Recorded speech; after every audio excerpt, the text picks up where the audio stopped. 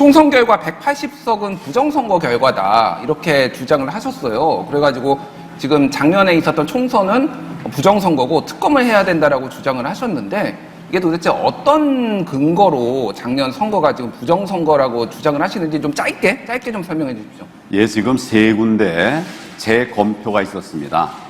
그 재검표마다 있을 수 없는 투표용지가 재검표 과정에서 나왔어요.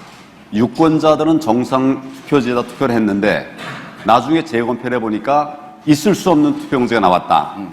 이것도 전국적인 상황으로 나왔다. 그렇기 때문에 제가 전면 무효다라고 하는 말씀을 드리는 것입니다.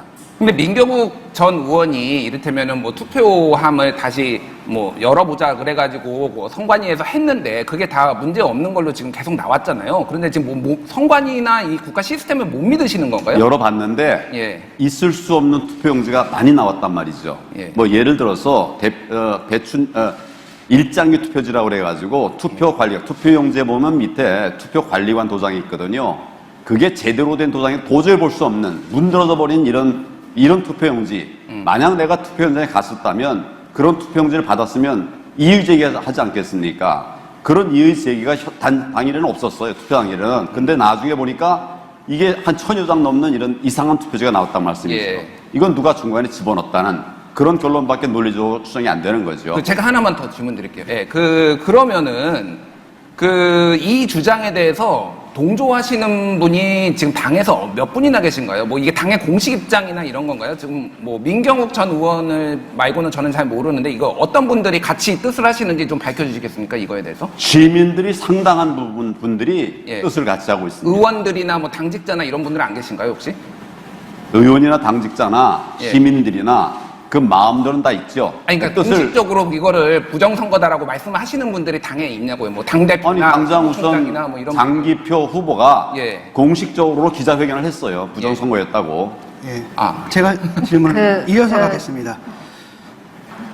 좀 전에 그 투표용지, 이상한 투표용지가 발견됐다는 거 있지 않습니까? 그거는 어느 매체를 통해서 보도가 됐나요? 제가 봤습니다. 가서.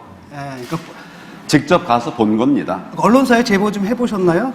크게 알려야 될 텐데 왜 보도가 안 될까요? 제가 여러 루트를 통해서 얘기를 했죠. 예. 그리고 제가 우리 대선 후보들 간담회 때 직접 사진을 보여드리면서 설명을 드렸습니다. 그 당시에 제가 설명드린 게 언론에 다 보도가 됐습니다.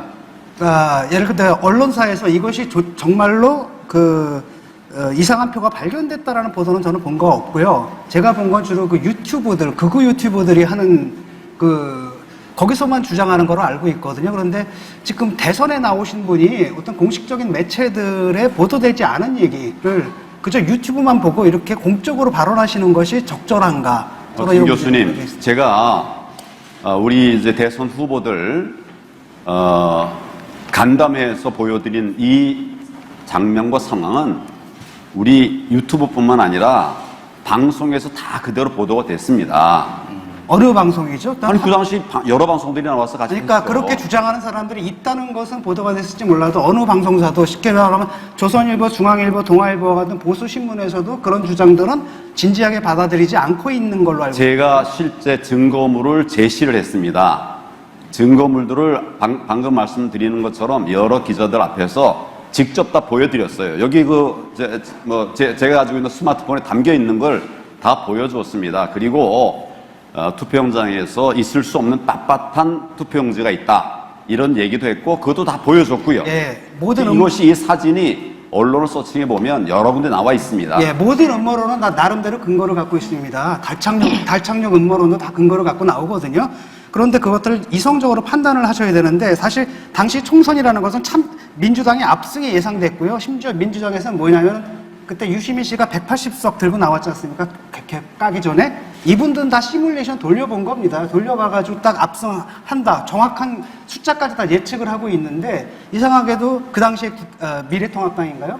그분들만 자기들이 이길 거라고 착각을 하고 있는데 그런 착각을 줬던 게 바로 유튜브들의 유튜브 방송이거든요. 그 세계에서만 했다가 나중에 참패로 나오니까 그 다음 때 뭐라고 나오냐면 인지 부조화 상태에 빠진 거예요. 내가 이걸 해석하는 방식이 유튜브의 얘기를 듣고 얘기하는 게 아니고 재검표 현장에서 가서 본 투표용지들을 그걸 토대로 해서 제가 얘기를 하고 있는 예, 겁니다. 좋습니다. 네, 잠깐만, 황 후보님 좋습니다. 그러면 그 잘못된 투표지 또는 이상한 투표지, 정상이 아닌 투표지를 보시고 나서 어떤 대응을 하셨습니까? 지금 후보자들이나 국힘당에 무슨 회의를 할 때 보여주시는 거 외에 법적으로 어떤 대응을 하셨습니까?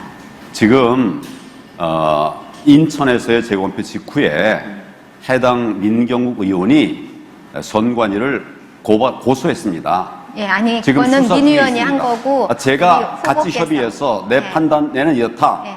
얘기를 했고 또 그것을 같이 얘기하는 분들이 함께 논의해서 이거는 당연히 고소해야 된다.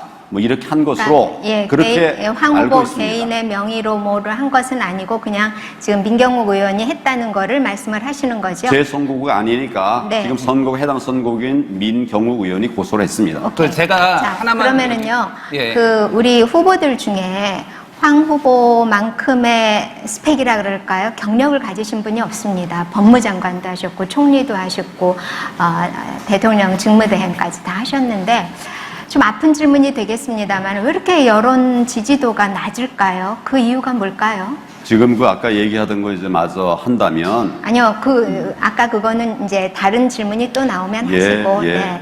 지금 제가 여쭤본 질문에 대해서 답을 간단하게 좀 해주세요. 지난번 총선에서 우리가 의석을 많이 얻지 못했고 숫자적으로 패했습니다.